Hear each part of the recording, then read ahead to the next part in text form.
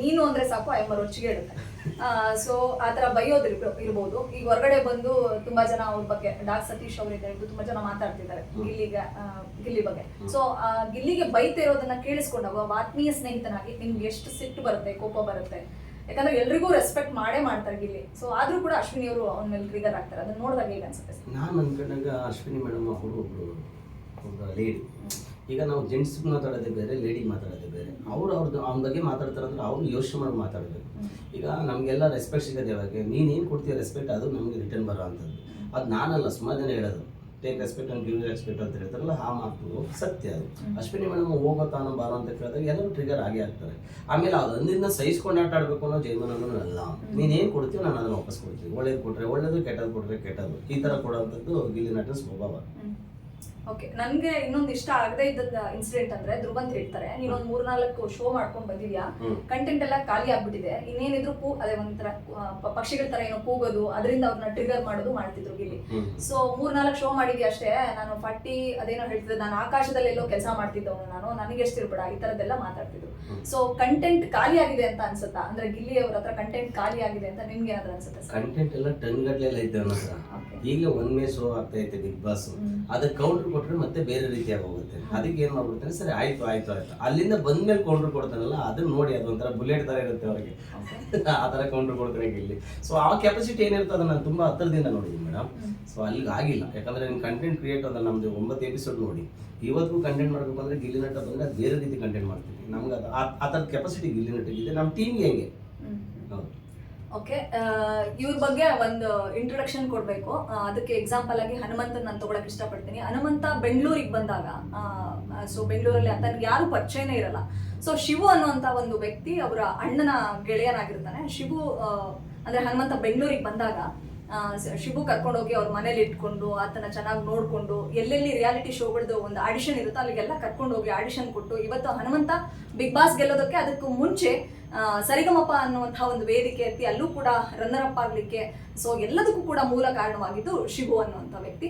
So Gilli ಇವತ್ತು ಬೆಳೆದು ಈ ಮಟ್ಟಿಗೆ ಅಂದ್ರೆ ಬಿಗ್ ಬಾಸ್ ಮನೆಗೆ ಹೋಗಿರೋದಕ್ಕೆ ಕಾರಣ ಅವರ ಒಂದು ಪರಿಶ್ರಮ ಮತ್ತು ಅವ್ರ ಟ್ಯಾಲೆಂಟ್ ಆಗಿದ್ರು ಕೂಡ ಗಿಲ್ಲಿನ ಇವ್ರ ಮನೆಗೆ ತಂದಿಟ್ಕೊಂಡು ಅವ್ನಿಗೆ ಏನ್ ಬೇಕು ಅಂದ್ರೆ ಇಲ್ಲಿಗೆ ಬರ್ತಾ ಇದ್ರು ಗಿಲ್ಲಿ. ಸೊ ಇಲ್ಲಿ ಊಟ ಇರ್ಬೋದು, ತಿಂಡಿ ಇರ್ಬೋದು, ಇಲ್ಲಿ ತುಂಬಾ ಟೈಮ್ ಸ್ಪೆಂಡ್ ಮಾಡ್ತಿದ್ರು. ಮತ್ತೆ ಗಿಲ್ಲಿಗೆ ಹೊರ ಜಗತ್ತಿನ ಹೊರ ಪ್ರಪಂಚದ ಜ್ಞಾನವೇ ಇಲ್ಲದೆ ಇದ್ರು ಕೂಡ ಹೇಗೆ ಸೊಸೈಟಿ ಹೇಗೆ ನಾವು ಹೆಂಗಿರ್ಬೇಕು ಅಂತ ಸ್ವಲ್ಪನಾದ್ರೂ ತಿಳುವಳಿಕೆ ಹೇಳ್ಕೊಟ್ಟಂತಹ ವ್ಯಕ್ತಿಗಳ ಪೈಕಿ ಸೂರ್ಯವಂಶಿ ಪ್ರಮುಖರಾಗ್ತಾರೆ. ಸೊ ಗಿಲ್ಲಿಯ ಆತ್ಮೀಯತೆ ಎಲ್ಲಿಂದ ಶುರುವಾಯ್ತು ಅನ್ನುವಂಥದ್ದು ಅವ್ರ ಹತ್ರ ಕೇಳಿ ತಿಳ್ಕೋಣ. ಸರ್, ಗಿಲ್ಲಿ ಪರಿಚಯ ನಿಮಗೆ ಎಷ್ಟನೇ ವರ್ಷದಲ್ಲಿ ಆಗಿದ್ದು? ಸೊ ಹೇಗೆ ಶುರು ಆಯ್ತು? ಗಿಲ್ಲಿನ ಫಸ್ಟ್ ಭೇಟಿ ಆಗಿದ್ದು ಎಲ್ಲಿ ಅಂತ? ನಾನು ಒಂದೆರಡು ವೀಡಿಯೋಸ್ ಎಲ್ಲ ನಾನು ನೋಡ್ತಾ ಇದ್ದೆ. ಹಾಗಾಗಿ ವೀಡಿಯೋಸ್ ಎಲ್ಲ ನೋಡಬೇಕಾದಾಗ ನನಗೂ ತುಂಬ ಇಷ್ಟ ಆಗ್ತಿತ್ತು ಆ ವೀಡಿಯೋಸ್. ನಾನು ನಮ್ಮ ಕೆಮಿಸ್ಟ್ರಿ ಕರಿಯಪ್ಪ ಕುಮಾರ್ ಇದ್ದಾರಲ್ಲ, ಅವ್ರದ್ದೊಂದು ಸಿನಿಮಾ ನಡೀತಾ ಇತ್ತು, ಮ್ಯಾನ್ ಸನೋಸ್ ಮುಟ್ಟು ಅಂತ. ಅದಕ್ಕೆ ನವೀನ್ ಸಜ್ಜು ಸರ್ ಹೀರೋ. ಸರಿ ಆಯ್ತು ಅಂತ ಹೇಳ್ಬಿಟ್ಟು ಅವ್ರು ಏನು ಮಾಡಿದ್ರು, ಹೀರೋ ಪಿಕ್ಚರ್ ಏನಾದ್ರು ಶೂಟಿಂಗ್ ಮಾಡಬೇಕಾದಾಗ ನನಗೆ ಅದು ತುಂಬ ಕ್ಲೋಸ್ ಆದರು ನವೀನ್ ಸಜ್ಜು ಸರ್. ನಾನು ಮಾತಾಡ್ತಿದ್ದ ಶೈಲಿ ಮತ್ತು ಅವ್ರಿಗೆ ನಾನು ಮಾಡ್ತಿದ್ದ ಕೆಲಸ ಇದೆಲ್ಲ ತುಂಬ ಇಷ್ಟ ಆಗಿ ಏನು ಮಾಡ್ಬಿಟ್ಟು, ಬನ್ನಿ ಸರ್ ಇಲ್ಲಿ ಅಂತ ಹೇಳ್ಬಿಟ್ಟು ನಾನು ಅಲ್ಲೇ ಮಾತಾಡ್ತೀನಿ. ಏನು ಕೆಲಸ ಮಾಡ್ತೀರಾ ನೀವು, ಏನು ಕತೆ ಅಂತ ಹೇಳ್ಬಿಟ್ಟು ವಿಚಾರಿಸ್ಕೊಂಡು, ಇಲ್ಲ ಸರ್ ನಾನು ಈ ಥರ ಸಿನಿಮಾ ಬಿಟ್ಟರೆ ನಾನು ಬಜಾಜ್ ಫೈನಾನ್ಸು ಮತ್ತು ಟಾಟಾ ಕ್ಯಾಪಿಟಲ್ ಅದರಲ್ಲೆಲ್ಲ EMI ಕಲೆಕ್ಟ್ ಮಾಡ್ತೀನಿ, EMI ಕಲೆಕ್ಟ್ ಮಾಡಿಬಿಟ್ಟು ಈ ಥರ ನಾನು ಹೋಗ್ತಾ ಇದ್ದೀನಿ. ಆಯಿತು, ಒಂದು ಕೆಲಸ ಮಾಡಿ, ನೀವು ಒಂದು ತಾಟು ನೀವು ಮಾತಾಡೋ ಶೈಲಿ ಎಲ್ಲ ಚೆನ್ನಾಗಿದೆ, ನೀವು ನಾವು ಯಾವುದೋ ಸಬ್ಜೆಕ್ಟ್ ಮಾಡ್ತಾಯಿದ್ದೀನಿ, ನಮ್ಗೆ ಸ್ವಲ್ಪ ಸ್ಕ್ರಿಪ್ಟ್ ರೈಟ್ ಮಾಡ್ಕೊಡೋಕ್ಕಾಗುತ್ತಾ ಅಥವಾ ಡೈಲಾಗ್ ಬರ್ಕೊಡೋಕ್ಕಾಗುತ್ತಾ ಅಂತ ಹೇಳಿ ಅಂತ ಹೇಳ್ಬಿಟ್ಟು ನನಗೆ ಕೇಳಿದ್ರು. ಸರಿ ಸರ್ ಆಯಿತು ಅಂತ ಹೇಳ್ಬಿಟ್ಟು ನಾವು 2019-20 ಸರಿ ಆಯಿತು ಅಂತ ಹೇಳ್ಬಿಟ್ಟು ನಾವೇನು ಮಾಡಿದ್ವಿ, ಕೂತ್ಕೊಂಡು ನನಗೆ ಆರನಗರದ ಶೂಟಿಂಗ್ ಮುಗಿಸ್ಕೊಂಡು ಬಂದು ಆರನಗರದಲ್ಲಿ ಪರಿಚಯ ಆದರು. ಆಮೇಲೆ ನಾನು ಫೋನ್ ಮಾಡಿದೆ, ಸರ್ ನಿಮ್ಮ ಲೊಕೇಶನ್ ಕಳಿಸಿದ್ರು. ಆಮೇಲೆ ಲೊಕೇಶನ್ ಹೋಗಿ ಮನೆ ಹುಡ್ಕೋಕ್ಕೂ ಆಗಲಿಲ್ಲ ನನಗೆ, ಯಾರ್ದು ನವೀನ್ ಸಜ್ಜು ಸರ್.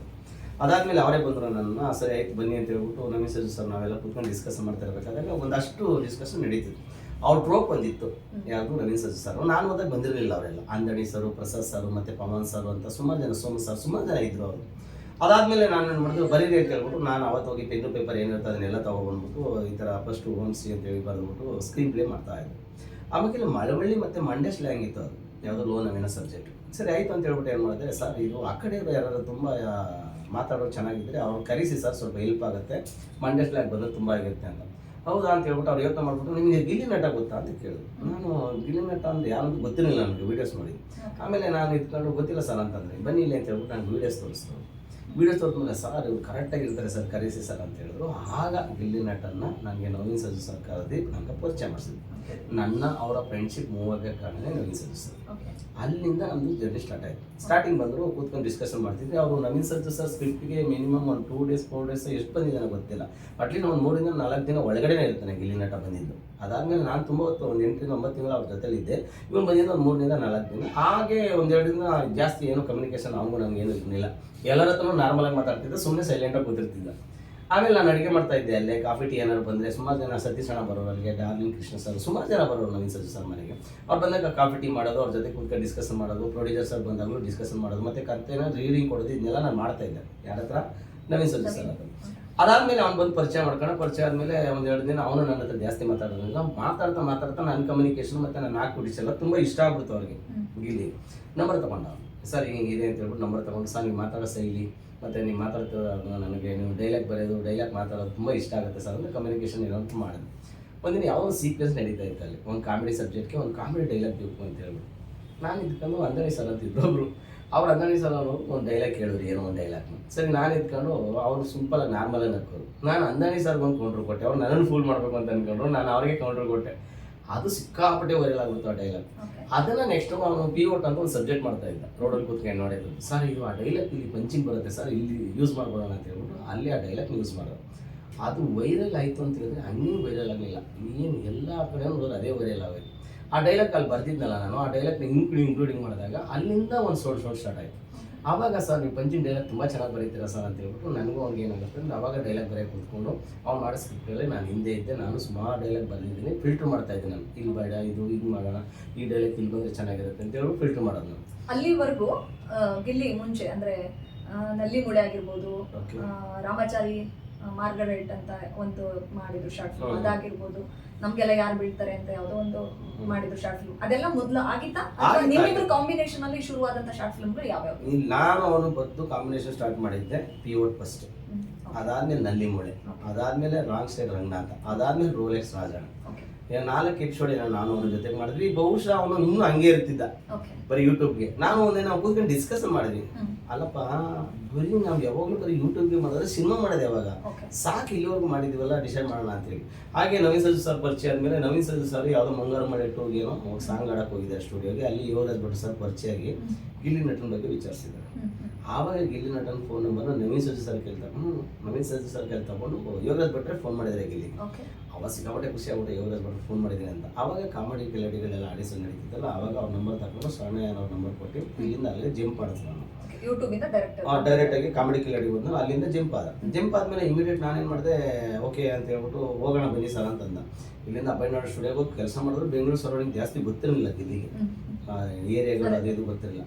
ನಾನು ಹೋಗೋಣ ಬನ್ನಿ ಸರ್ ಅಂತ ಹೇಳ್ಬಿಟ್ಟು ನಾನು ಅವತ್ತು ಕೆಲಸಕ್ಕೆ ಹೋಗಲಿಲ್ಲ. ನಾನು ಸರಿ ಬನ್ನಿ ಸರ್ ಕರ್ಕೊಂಡು ಹೋಗ್ತೀನಿ ಅಂತ ಹೇಳ್ಬಿಟ್ಟು ನನ್ನ ಗಾಡಿಯಲ್ಲೇ ಸೀದಾ ಕರ್ಕೊಂಡು ಹೋಗಿ ಆ ಅಬ್ಬಯ್ಯನಾಡು ಸ್ಟುಡಿಯೋದಲ್ಲಿ ಅದು ಇದು ನಡೀತಾ ಇತ್ತು, ಆಡಿಷನ್ ನಡೀತಿತ್ತು. ಅಲ್ಲಿ ಹೋದ್ವಿ, ಅಲ್ಲಿ ಹೋಗಿ ಎಲ್ಲ ಕೂತ್ಕೊಂಡ ಎಲ್ಲರಿಗೂ ಅಪ್ಲಿಕೇಶನ್ ಕೊಟ್ಟರು. ಅಪ್ಲಿಕೇಶನ್ ಗಿಲ್ಲಿ ಫಿಲ್ ಮಾಡಲಿಲ್ಲ, ಅವನ ಅಪ್ಲಿಕೇಶನ್ ಫಿಲ್ ಮಾಡಿದೆ ನಾನೇ. ಸರಿ ಗಿಲ್ಲಿ ನಾನು ಅಪ್ಲಿಕೇಶನ್ ಫಿಲ್ ಮಾಡ್ತೀನಿ ಅಂತ ಸುಮ್ಮನೆ ತಮಾಷೆಗಾಗಿ ಹೇಳ್ತೀನಿ, ಅಪ್ಲಿಕೇಶನ್ ನಾನು ಫಿಲ್ ಮಾಡ್ತೀನಿ ಗಿಲ್ಲಿ, ನೀನು 100% ವಿನ್ ಆಗ್ತೀವಿ ಹೋಗು ಅಂತ. ಅದು ಏನು ಯಾವ ಟೈಮಲ್ಲಿ ಗೊತ್ತಿಲ್ಲ, ವಿನ್ ಆಗೇ ಊಟ. ಹಾಗಾಗಿ ಅದೊಂದು ಬಾಂಡಿಂಗ್, ನನಗೂ ಅವ್ನು ಬಾಂಡಿಂಗ್ ಸ್ಟಾರ್ಟ್ ಆಗಿದ್ದ ಅಲ್ಲಿ. ಅಲ್ಲಿಂದ ಅವ್ನು ನೆಕ್ಸ್ಟು ಗೊತ್ತಲ್ಲ ನಿಮಗೆ, ಭರ್ಜರಿ ಬ್ಯಾಚುಲರ್ಸ್, ಕಾಮಿಡಿ ಕಿಲಾಡಿ ಆದಮೇಲೆ ನೆಕ್ಸ್ಟ್ DKD ಬಂದ, ಬಿಗ್ ಬಾಸ್ಗೆ ಕೂತಿದ್ದಾನೆ.